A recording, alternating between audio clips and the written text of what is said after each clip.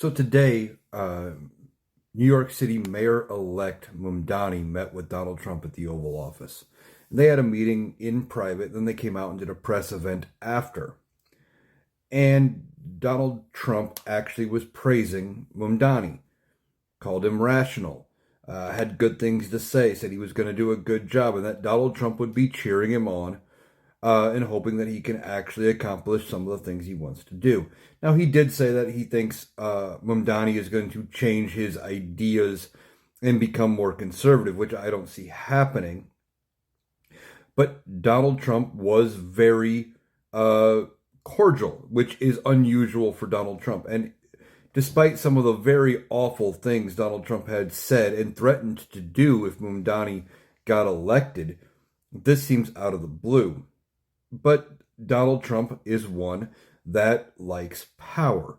And Mamdani just won with a big election. He's a rising star. Donald Trump is going to latch on to that. Now, he's going to be confusing the Republicans by doing this because this is the guy that does everything against what the Republican Party wants. Talking about Mamdani.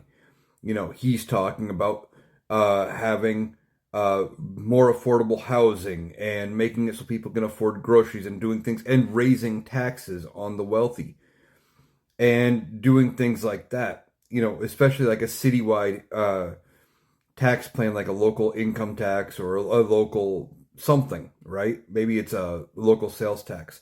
Not entirely sure what the plan is there because I'm not in New York City. I haven't been following it that close.